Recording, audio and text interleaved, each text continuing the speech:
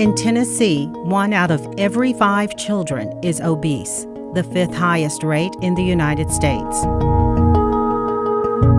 More than 35% of kids in Tennessee reported watching TV for more than 3 hours on any given school day.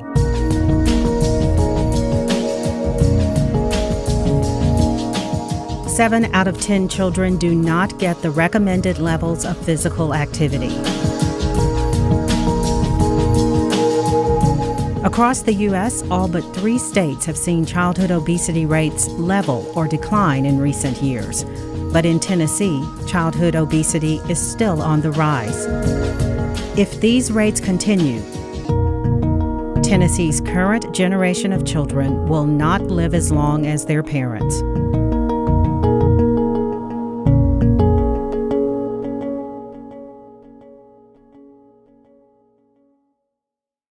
Major funding for NPT Reports Children's Health Crisis is provided by the Healthways Foundation, addressing the critical issues of children's health and public education, the Nashville Healthcare Council, the HCA Foundation on behalf of TriStar Health, the Metro Nashville Public Health Department through a grant from the Department of Health and Human Services and the Centers for Disease Control and Prevention. Additional funding provided by the Monroe Carroll Jr. Children's Hospital at Vanderbilt and the Baptist Healing Trust, and by members of NPT. Thank you. Hello, I'm Kimberly Williams Paisley. Like all parents, I hope my children live a long and healthy life. However, in a recent study, Tennessee's children ranked among the most overweight in the country. Experts believe that if this trend continues, the current generation of children will not live as long as their parents. Why do our children rank so poorly in obesity rates? Why have rates skyrocketed in just a few decades? How can we stop and even reverse the expanding waistlines of our children? Join me as we explore the answers to these questions on this edition of NPT Reports Children's Health Crisis.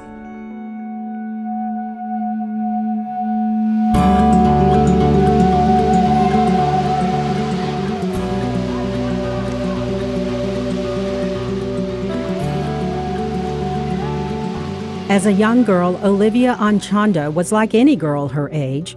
She was very active. She cheered. She started when she was 5 and played soccer. Like any girl her age, with one exception. She's always been off the charts for height and weight.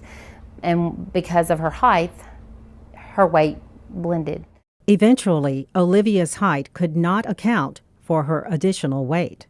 The last 3 checkups, like from 10, 11, 12, we talked about the weight, but we tried to do it ourselves. We knew that most of the things we were eating were not healthy. Mainly it was fast food, but I didn't know how to change it because we were so busy. And as a single mother, I needed something professional, and I needed the doctor to tell them how to eat. On the advice of her doctor, Wendy Smith worked with a nutritionist to overhaul what and how she fed her children. I changed what I bought. I didn't have a lot of sweets in the house. If we drank Coke, I changed it to diets, ice cream to yogurt, just fruits and vegetables and things like that. Wendy also engaged her daughters in all the changes. At first we had to write down everything that we ate and the calories in there. And the fun part about it is we made it a contest to see who could eat the less calories, but the calories that you need every day. And obviously, Mom won. I learned from the nutritionist that when you look at the nutrition facts, it makes a really big difference.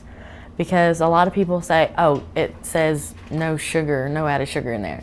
But there could be fat in there that would be worse than sugar. One of the things I learned through all of this is you have to tell your kids no. And it's okay to tell them no. And that's a hard thing to intake.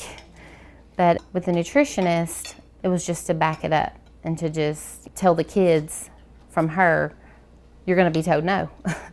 For some things, you're going to have to choose. 9 months after changing their eating habits, Wendy took Olivia back to the doctor. She broke out on her leg with, we thought were little pimples on her leg. And I took her to the doctor and they checked her blood levels. And her A1C level was 6.7, which is the borderline of borderline diabetic. Because it's right there, you have to be cautious. The diabetes doctor told us that if I wouldn't have taken her to a nutritionist, that she would probably be full-blown by now. Olivia was diagnosed with type 2 diabetes at the age of 12 and now must check her blood sugars 4 times a day and take medication twice a day. In the late 1970s, early 1980s, type 2 diabetes was never seen in children. That was the distinguishing feature between the two diabetes. We see as much or more type 2 diabetes in children now as we do type 1, and the reason for that is because there's obesity. So there's a dramatic example of 30 years of the changing of the entire epidemiology of a serious disease moving into childhood because of obesity. In Tennessee, 34% of children are overweight or obese, and children follow their parents. The growth in childhood obesity rates parallels adult rates.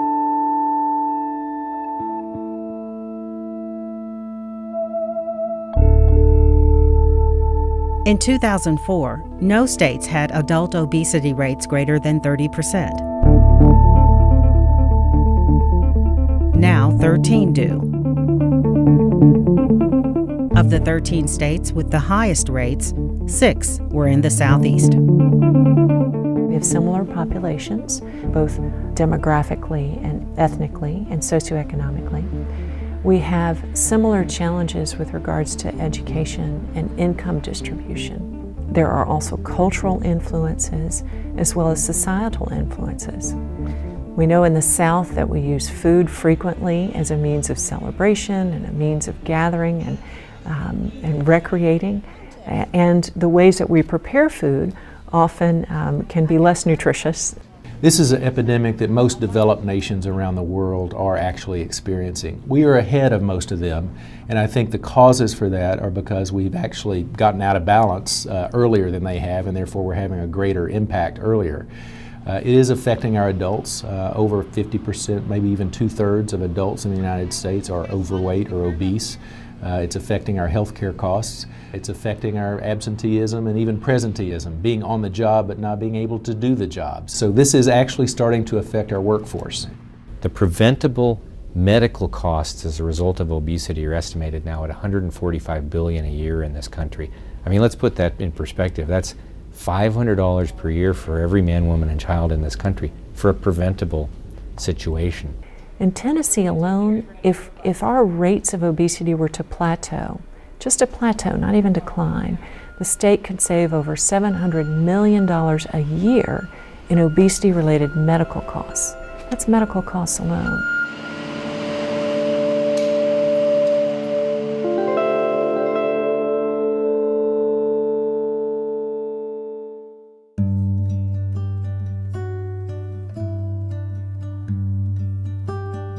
Something like 80% of kids who are obese by age 15 will be obese as adults. Then what happens is obesity dramatically increases the chance of you getting chronic diseases like diabetes, heart disease, etc. The problem with obesity is the effects of it start right away, but the signs and symptoms that we see are much later. So in some ways, it's another silent killer. It's something which piles up over time. The later it's recognized, the less likely chance that we'll have to reverse those effects. So if a child has been overweight since the time they were 8 or 9, and now it's a young adult or 30 or 35 and they decide to lose weight, they have already had effects on their heart and on their blood vessels which may never be reversed. We live in a state and in a city in which asthma is a big problem among children, low-income children especially. Asthma is even more of a problem in children who are obese. So you're in a high-risk environment for asthma for children, and you add obesity and being overweight into that category, and you get even more problems. Almost every obese child that I see has associated asthma as well. Obese children can also suffer from sleep apnea, high blood pressure, early puberty, bone and joint problems, and limitations on their physical activity.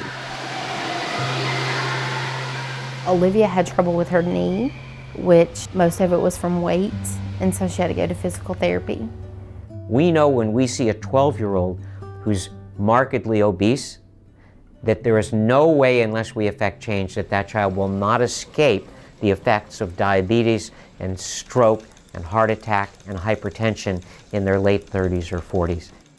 Blindness, vascular problems in the legs, heart attacks, stroke, all the long-term complications. With the family history of diabetes, Olivia and Wendy know well those long-term consequences.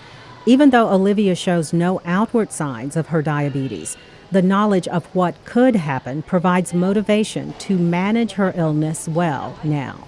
The doctors have told me that diabetes doesn't go away, that once you get it, you have it. So you have to, the lowest that you could check your sugar is at least once a day. And like you can't just go on not checking your sugar. I don't think they understand the future of it if you don't take care of it now. That's why I'm so passionate about to get checked, and if you need to go to the doctor, go to your appointments. Do what the doctor tells you to do, because you can fight it, because she is fighting it. Obesity can also lead to problems beyond physical complications. Obesity leads to social isolation. You can't play on the sports team. You're the last person picked. You can't buy clothes at the store the same way that everyone else could buy clothes. When dating comes, you're not the person picked to date. Over time, that becomes incredibly isolating for most children. And obesity is such a problem socially for children that they oftentimes never further adapt later on in their lives, even if they lose weight. Gabby is a soccer player. She was goalie because she's bigger and taller than the kids on the team, always. Because she was bigger, she didn't want to run as much. Though Wendy Smith changed her family's diet because of Olivia, Gabby has benefited as well. Once we started doing this, she saw that she could run, so she didn't want to be goalie anymore. But she saw that. Not me, not the coach. She did. Now I can run longer, I can swim longer, and you feel better when you do it. Like at first it was just, oh, I don't want to do this. It's like, this is too much. You know, running one lap around the gym was, gosh, I don't want to do this. But now I can run 3 miles, you know, it's just, you can be unstoppable. There's lots of evidence that even if you don't lose weight, being active dramatically improves your health. So increasing activity in kids is likely to help them achieve a healthier weight because they have not yet finished growing. But additionally, simply being more active will make them healthier.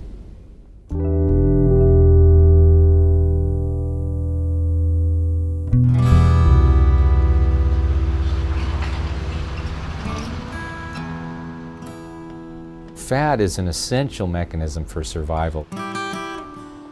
In the days before grocery stores, if you didn't, succeed in killing that saber-toothed tiger for, a week or so, you had to rely on fat to survive. So the brain over millions of years has figured out how to keep those essential fat stores in place and to not let them be depleted. What do you mean you don't have any wild types? You don't have any wild type surgeries? Right. Okay. Roger Cohn and his research group are trying to understand the complex interplay between environment and genetics in determining a person's weight. Some people can live in this environment that we live in with lots of high-calorie foods all the time and a lot of sedentary activity and yet remain lean. Other people in that environment more readily become obese. So genes determine the impact of the environment on you. It takes thousands of years for genes to change, and the obesity epidemics happened over the last 30 years. Our genes haven't changed over the last 30 years, but the environment has. There you go. The basic cause of childhood obesity is relatively straightforward and simple. It's the balance of calories that our children are taking in each day exceed the amount of calories they burn off through play, development, and their regular daily activities. That balance has shifted over the last 3 decades. Our kids are much less physically active today than they used to be. We have less physical education and activity in schools. Our parents are concerned about safety, so kids play less outdoors after school and on weekends. They have fewer places to go play. And our nutritional side, we eat far more calories. We're exposed to sugar-sweetened beverages. We have much more calorically dense food. Families don't sit down at the dinner table anymore. We sit in front of a television. So the environment that our kids are now living in is a much more hostile and potentially obesogenic environment.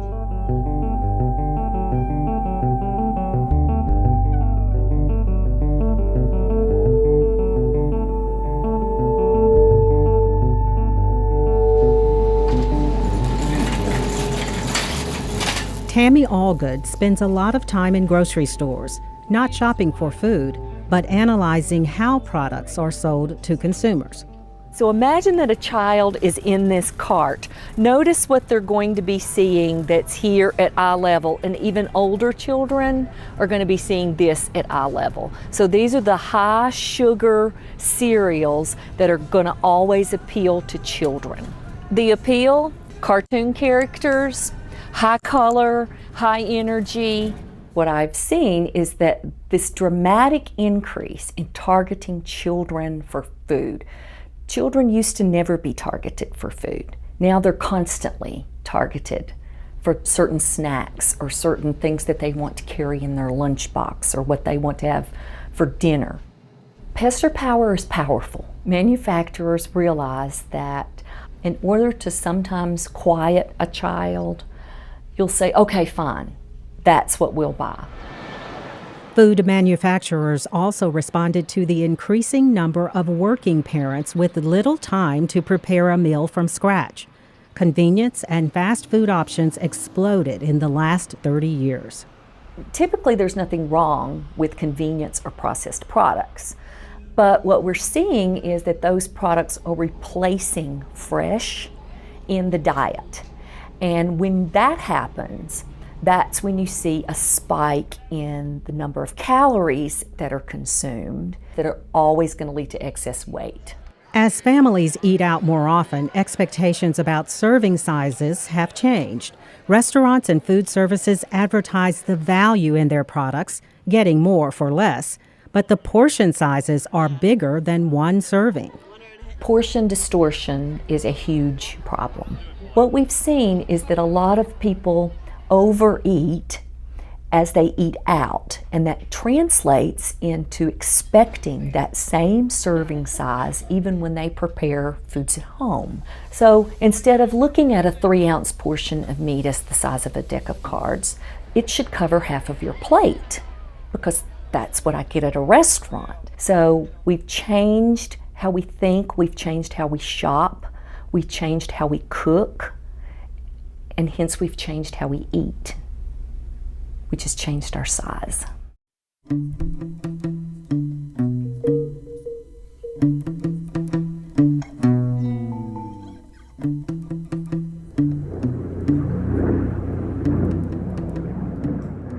If you look at the built environment in the southeastern states and in Tennessee, you'll see we came from an agricultural background.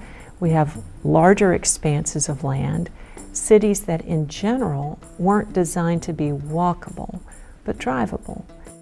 If you overlay a chart showing the past 30 years in the rate of growth for obesity, it's the same chart for the number of miles that we're increasingly driving as US citizens. And more research is coming out basically just pointing out the obvious, that the more we're in our cars and the more that we're driving, the larger our BMIs are growing. We live so far from where we go to school now, we live so far from where we work now that we spend a lot of time in the car. In fact, our cities are designed so that really the only way to get from point A to point B is in a car or to have a car. And that really makes it hard for people to work physical activity into their daily lives. What we've done is build more roads, but not necessarily make sure that we have sidewalks or bicycle paths, things like that to go along with the roads. And by only carting children around in cars, we're really reducing the amount of time that they can get physical activity. And this doesn't have to be structured physical activity. This can be riding your bike in the neighborhood, going to the neighbor's house and walking down to get some lemonade at the corner store. We're essentially building those options out of children's environments. Nevaeh walks to school every day. She lives only a few blocks from her school. I like to walk. You like to walk?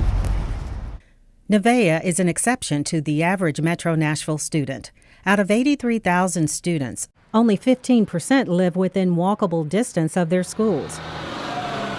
But a good portion of these students will be driven or take a bus, some for only a quarter of a mile, because the streets are too hazardous for them to walk or bike. The experience of Nashville students reflects a larger trend in the U.S. What we've done as a nation is we've moved essentially to this big box approach to building schools. Elementary schools that used to have maybe 200 children now have 800 or 1,000 children.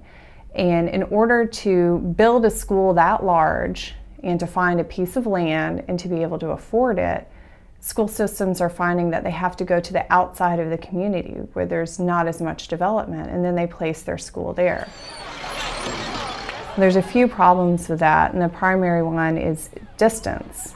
You're basically assuring that children can no longer walk and bicycle to school because the distance is so great.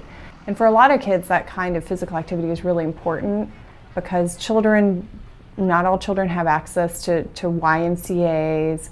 They don't have access maybe to sports, but going to school is something that every child has to do. And so it's just a wonderful way to get some physical activity. The places we live, where we go to school, where we worship, where we work, really define our health in a very important way. And so we need to really kind of look at all the places where we're living and seeing what can we do to make the healthy choices more accessible in each of those places.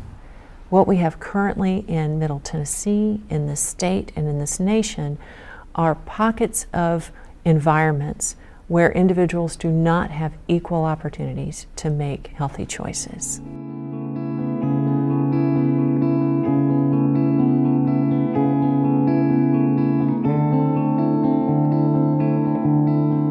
And today is our kickoff to say that we're here and we're ready to sit down with people and form strategies with the help of residents who are being trained as leaders. We're getting ready to get it going. We're ready. With enthusiasm undimmed by years of struggle, Brenda Morrow hosted a press conference and cookout to announce a renewed and concerted effort to bring full-service grocery stores to 4 Nashville neighborhoods. You know, years ago, they tell me that there were over 20 different grocery stores in the Edge Hill community, corner markets, the mom pop stores and stuff like that, just throughout the Edge Hill community. Then there came about this thing called urban development, and it's like everything just disappeared. Everything disappeared. There has been, since I've been here, Piggly Wiggly, there's been Winn-Dixie, there's been a Save-A-Lot, but you know, nothing stays, nothing stays. In Nashville, there are 4 neighborhoods without a major grocery store and with limited bus service. Experts refer to these areas as food deserts. If you go to a convenience store in a Nashville food desert neighborhood with $10, I think that you'll find it is much easier to provide for your family calories that are empty calories, chips, soda, snack foods, prepared foods, than it is to find what you need to prepare a healthy meal.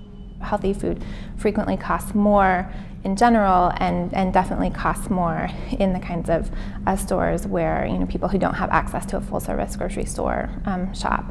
I stood there in that store one day and watched a young lady come in and spend $180 in food stamps.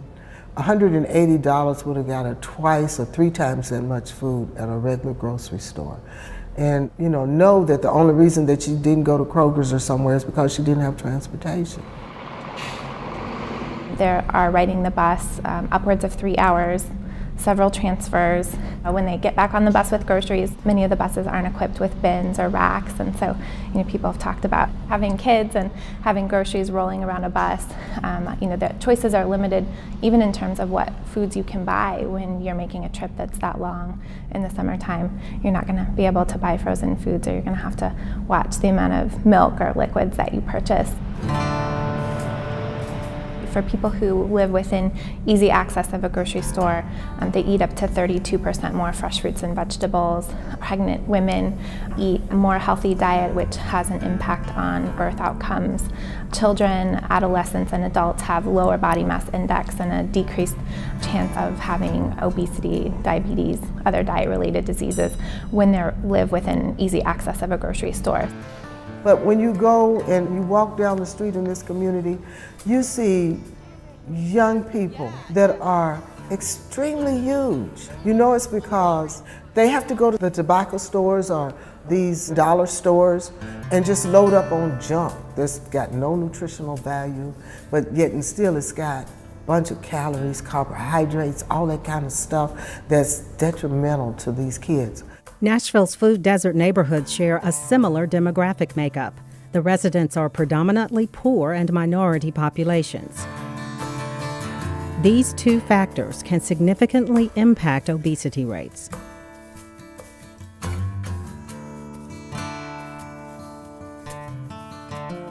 You begin to ask the question of why, if you are poor, are you fatter? And the answer is you go back to the issue of access. Ready to jump up here? Jump. Ready? All right. Very. In the heart of North Nashville at Meharry Medical College, Dr. Excelina Bean must confront the realities of her patients' lives in order to treat them. We can focus on meeting the child's needs or trying to meet the child's needs, but unless we meet the parents and the family's needs, then we really aren't going to be very successful ultimately. And sometimes those needs can consist of, I'm living in a bad place. There's no place around where I can take this child to safely exercise for an hour. So having him stay inside or her stay inside and watch TV is actually, from my point of view, the best and the safest thing that I can do for my child. So you have to begin to address those kind of issues. All right, let's do it. To address some of the access issues, Dr. Bean helped build a fitness center at the clinic and recruited Meharry medical students to mentor children trying to improve their health. That was good. Woo, you won that time. Philip, when I first met him, he was kind of, slouching down in the corner. I think at this point he knew he had a problem, but he didn't necessarily want to let me in, really. He was really fighting me. All right, and what about incline? 2.5. 2.5. We did our initial assessment of him walking a mile on the treadmill. I think it was like 52 minutes. It was very lengthy. At that point, I think he was 14 years old, and for a 14-year-old to run a mile in 52 minutes, that's just unacceptable, because it can only get worse as he ages. Brandon met with Philip weekly. Come on, shoot it. Oh. All right, that's one. Building their relationship and improving his knowledge of exercise and nutrition. Woo! We initially, before all the working out, we just said, hey, what do you eat? When do you eat it? How much of it are you eating? What should you be eating? And we kind of just let them be able to understand that these are correct foods that we need you to be eating. This is the right portion size. Some of our lower socioeconomic families, some of the reverse has been instilled in them. If it's cheap, let's eat it. The cheapest thing, as we know here in America, is not always the best thing for us. He just didn't know that all these things are bad. You can go to the 99-cent menu, get 3 things that he wants, and can be full off of that. This whole bottle is 1 can of soda. This is how much sugar you put inside your body every time.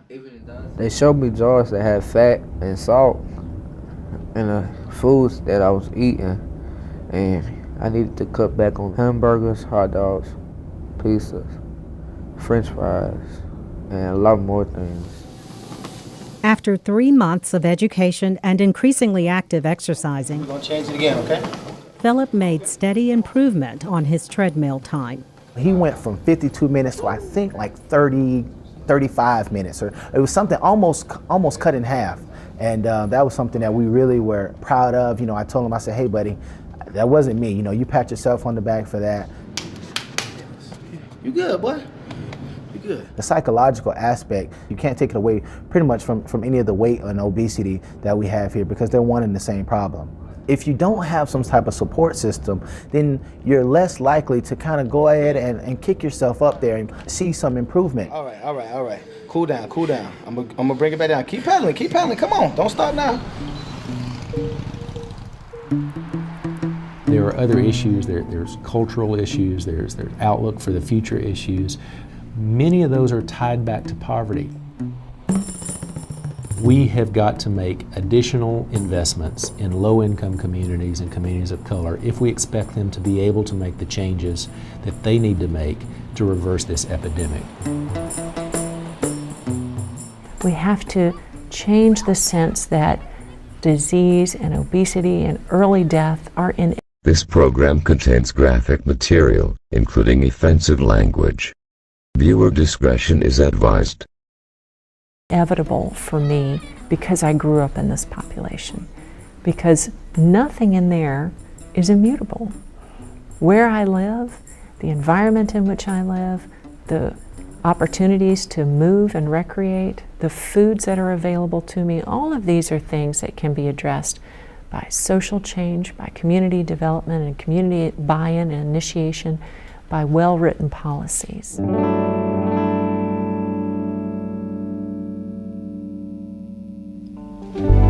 The solutions to obesity are not identifying a pill or identifying a shot. The solutions to obesity are more complex, but we're beginning to realize that what we need to do is get out in the community and change lifestyles. Within individual families, change begins with parents. When a parent tells me that the child won't eat this, and I say to them, if they get hungry, they'll eat what you give them. The child didn't go to the grocery store and buy Pepsi. The child didn't make its own dinner. I mean, you control what it is that the child is eating, and you can decide to make healthy choices for your child. I feel like I gained back the responsibility of their eating. You have to change your whole lifestyle. What you bring in your house, how many times you eat, the portion of what you eat and drink. I don't want the busy parents to get discouraged because they don't have that time. You have to make that time. Easier said than done, but you have to make it. It's a sacrifice. At first, it was very hard to make the changes because you're so used to going out every night and getting something to eat. But to live longer and a happier life, you have to be able to tell yourself, I have to do it. It's for me. I would say there is an element of personal responsibility here where parents need to be educated and understand and take responsibility. But we have to make it where the ability to exercise that responsibility is both achievable, supported, and is an easy choice to make if we want that change to happen. I saw a 3-year-old child in clinic who was morbidly obese. He had difficulty walking. He was so overweight. And his family saw him as beautiful and really abundantly healthy. And when I examined him, I could feel that he had an enlarged liver. And when we imaged his liver, much of his liver had been replaced by fat. That happened before the age of 3 for that child. And this is why prevention and the culture of prevention needs to be a paradigm shift for us as an American society.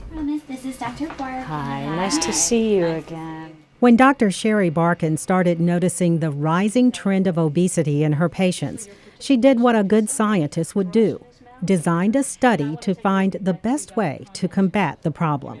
We started actually with pre-adolescents, 8 to 11-year-olds. The idea was if we can intervene prior to puberty, that we could really impact the development of later obesity. What we found in that study is it was too late. It's not to say that it didn't work. It's a lot harder to make it work. And once you start moving in the direction of overweight and obesity, it's very difficult to go back. It's difficult to go back biologically, and it's difficult to go back behaviorally. Dr. Barkin and other researchers have retooled their studies to focus on younger and younger children, even those in utero. We have a lot of interesting research about how pregnancy can impact the growing fetus. For example, we know that mothers who are exposed to high-fat diets and high refined sugars during pregnancy impact the way the hypothalamus develops. The hypothalamus is an essential part of how we learn to regulate our feeding, how we learn to respond when we're full and stop eating. Understanding how much a child should eat and when a child is full needs to begin in infancy. Bottle feeding makes it easier for parents to overfeed, which can defeat a child's innate sense of when to stop eating. Research has shown that breastfeeding is linked to lower obesity rates in children. Parents aren't so good at knowing when they're full, but children are actually quite good at it. Breastfeeding is the best thing you can do for your child. Not only is it complete nutrition, but it also creates bonding. And because you are looking at your child, you're probably noticing instinctually a lot of cues that are the satiety cues, recognizing when your child is done. The challenge is that families are unsure if their child is full. And so in addition to breastfeeding, they will also formula feed. So a child can be overfed quite easily when you combine that approach. We're trying to help families set up habits that allow them to be healthy as a family unit. Obesity lives in families and it lives in communities. And so the solution will also lie in families and in communities.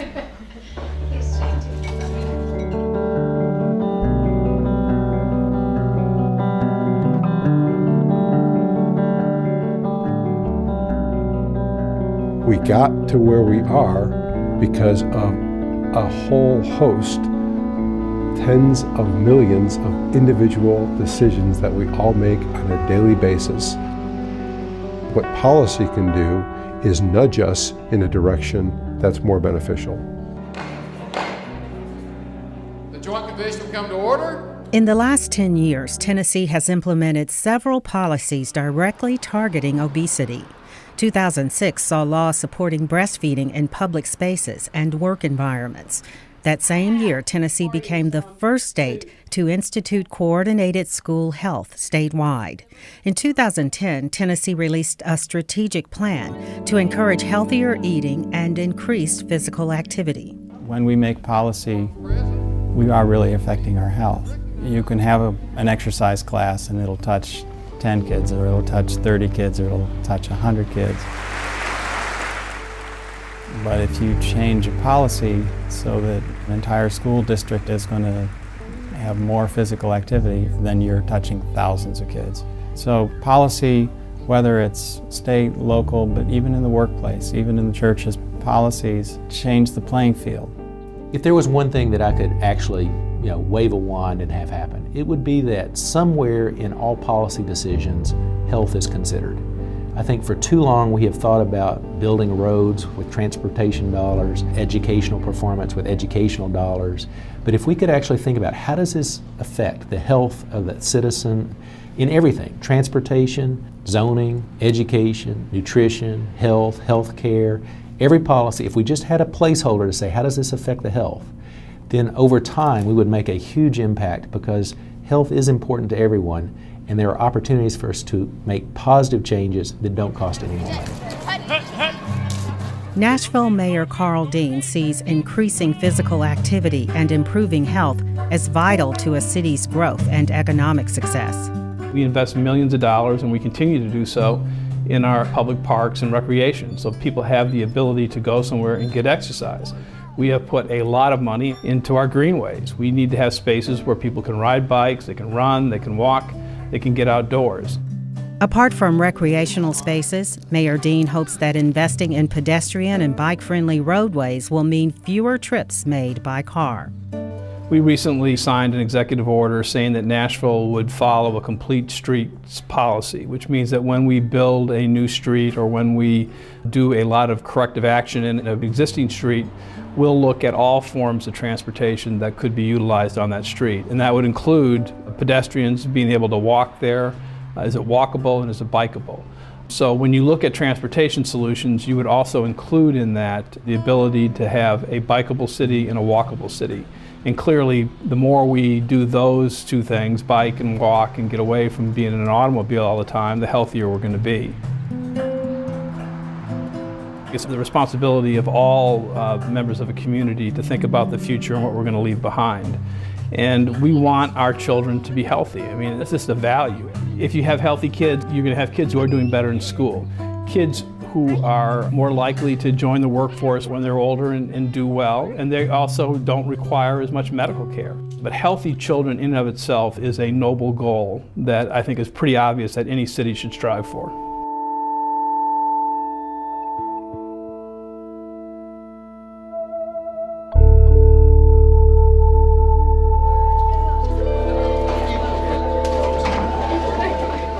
One big opportunity we see for having an impact here is changing the environment in schools. We require kids to go to school and we teach them about health and we teach them about healthy eating, but what do we actually serve them? Same for physical activity. You know, the state of Tennessee has increased the requirements for physical activity during the school day. It's always competing with other things. It's like, what are the things we can do to make healthy food and regular physical activity just a normal part of the school day? All right, let's go. Hold my hand. Though vastly different schools, Glendale Elementary Spanish Immersion School and Glencliff Comprehensive High School share a commitment to improving the health of their students. So students, you have a 3-day vacation. Please make sure you do use that time to complete any missing work. My primary job as a principal is to educate students. But I've recognized that health and recreation and access to opportunities for kids is also equally important. For many years, there was a philosophy that the children really should be spending more time inside than outside, and that recess was too long. And so now that we're looking at childhood obesity, diabetes, asthma, physicians are also telling us that it's just as important for their brain development to have physical activity. Even having 2 recess periods a day, they come in and they're able to focus better, and they enjoy school more by having that free time. Coming from an under-resourced community, Glencliff students face numerous health issues. They're no different than the national epidemics, childhood obesity, asthma, diabetes, but also just nutrition awareness. A basic understanding of good, healthy, and wellness practices amongst youth is just something that's very vital. But even after educating them, they have to have access to the services in order to take advantage of them. Both schools have embraced the Coordinated School Health Initiative that aims to improve academic achievement by addressing the health needs of students. To achieve and sustain this goal, community organizations provide support and work within the schools to address everything from school lunch nutrition to access to health care to recreational activities. At Glencliff, United Neighborhood Health Services established a community clinic to provide better health care access. And go over and form a circle around any of the garden beds to observe. At Glendale, a local farm and a nonprofit organization help start gardens that can be used as a teaching tool and to expose children to unfamiliar foods. We talk about a culture of wellness, and I think that's one thing we'd like to do at Glendale. This is just what we do. We don't have, cupcakes with 6 feet icing at our birthday parties. Instead, we have book parties.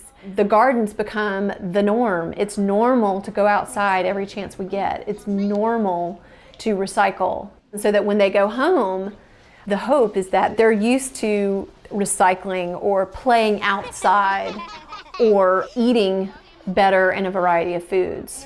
Do you want a container for the tomatoes? With a background in public health, Selena Carpenter spent several years advocating for healthier foods in schools. We thought it would be a matter of, let's just change the food in our school. Of course, now we know it's part of the huge metro system. So we started working ways, what could we change? What is under our control? One of the things our group, and what I'm really interested in, is for there just to be more whole foods, non-processed, real food, as Michael Pollan would say, that our great-grandmothers would recognize. In 2010, food advocates like Carpenter were pleased to find many concerns resolved with one change in federal policy. With passage of the Healthy Hunger Free Kids Act, the USDA placed more stringent nutritional requirements on all foods available in schools.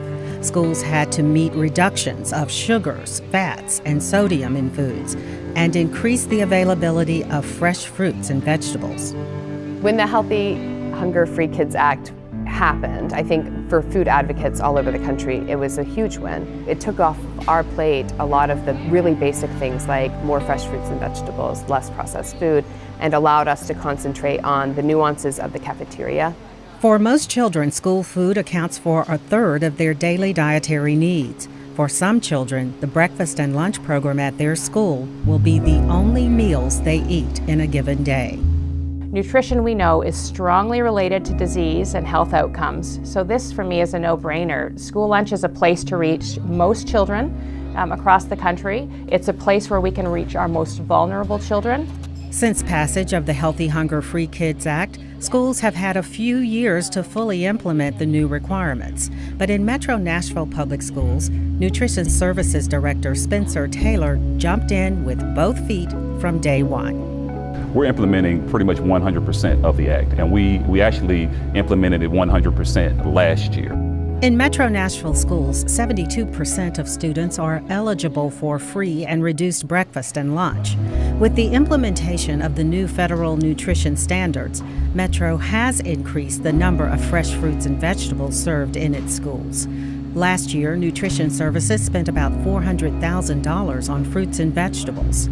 1 year later, they spent more than $1 million. To me, as a registered dietitian, I found these new changes to be exciting. We're not only giving kids an opportunity to provide access to them to better foods, it's also somewhat of an education. Implementing the new standards is no simple task.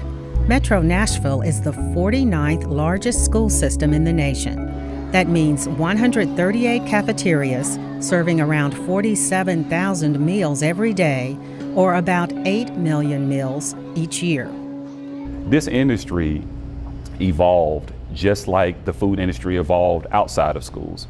We went to a more fast-paced, quick-serve, fast food, heat and eat type of industry. And so now we're going back to the old days where we're trying to do more scratch cooking. So the challenge of purchasing fresh items, we have to learn how to use them, make sure employees know how to prepare, how to cut fresh fruits and vegetables efficiently. Offering healthy foods is one thing. What children end up actually eating is another matter. One child will have beef fingers and a bread roll and a Jell-O cup as their fruit and maybe collard greens that they don't touch. And another student will have healthy celery sticks and a side salad and a bread roll that's whole grain. And the differences between those lunches are pretty dramatic in terms of nutritional content and value. For Megan Morton with Community Food Advocates, new dietary guidelines mean she can shift her focus from advocating for healthier foods on the lunch line to monitoring what is selected and consumed by students. Working with dietetic interns from Vanderbilt University, her organization is compiling data on what kids choose and eat. So we took the My Plate model, which is the new federal regulation, and put it on a piece of paper, and we simply mark the boxes of what's on their plate when they come out of the line, and then what's on their plate when they dump their tray. We're looking at things like, are they choosing flavored milk? Are they buying a la carte items and then not eating their vegetables? The things that have been totally intangible to us at this point, because all the data that we've been getting is the production records from Metro that show us how much lettuce got shipped to a school, instead of seeing how much lettuce the kids are consuming. Morton still sees competition for healthy food on the lunch line. A la carte items purchased by food services and sold to students generated more than $4 million of revenue last year. Today, a la carte items meet the new dietary guidelines, but by making portion sizes smaller or changing the way items are cooked. In days past, you could get real chips. Now they're baked. You used to be able to get brownies and cookies and other items like that. Now they're like oatmeal cookies and small Rice Krispie treats instead of the large brownie that they used to be able to get. They're still, though, high in sugar, high in fat, and high in sodium. Even though those items are healthier than they once were, you're still not modeling a behavior that indeed is healthy. For Spencer Taylor, the presence of those items is not the problem. In my personal opinion, part of wellness and health is portion control. You know, we're human. We still want to enjoy things that we like. We still have favorite foods. It's amazing that we were probably a more healthier country decades ago when we had smaller portions. And if it worked then, how come it can't work now? Both Morton and Taylor agree that school nutrition is improving, hopefully enough to make a difference. I think that the changes that are happening now will definitely have an impact on childhood obesity. We're already seeing some trending towards reduction in obesity after some efforts that have happened over the past several years. We're seeing kids choosing more fresh fruits and vegetables, having knowledge of what those are because they're being exposed to them more frequently. And a lot of the behavior change that we're looking for long term in children is being able to recognize and enjoy picking healthier options, and just giving them the access to that increases our probability that they're going to have that behavior change long term.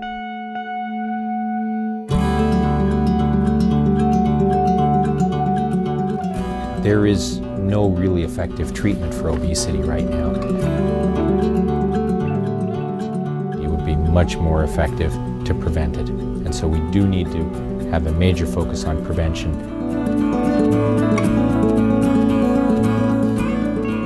We need to rethink our medical care when it comes to this issue of obesity as not one that is solely medical, but one that is instead societal. That means we have to consider what every sector of society needs to do to make healthy living the default option, to make it simple, accessible, and affordable to live a healthy, good life. One way to look at this obesity epidemic is that what it is already costing us. It is costing us lives. The cohort of children who were born in the year 2000 would be the first generation of children in the United States to not live as long as their parents if current trends continue in obesity and obesity-related diseases. Can we afford not to do something about this?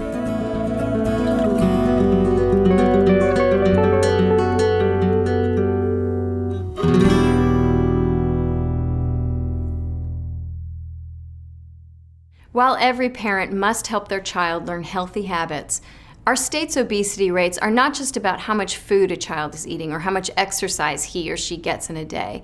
The rates also reflect a community where fresh fruits and vegetables may be hard to get, where physical activity may be limited due to safety, and where medical intervention is valued over prevention. If we fail to reverse childhood obesity rates, our community will suffer right along with our children's health. The solutions require all of us to engage in making Tennessee a healthy place to live. Please join me in learning more about the children's health crisis in Tennessee and what you can do about it by tuning in to NPT's ongoing coverage and by going to WNPT.org/children's health.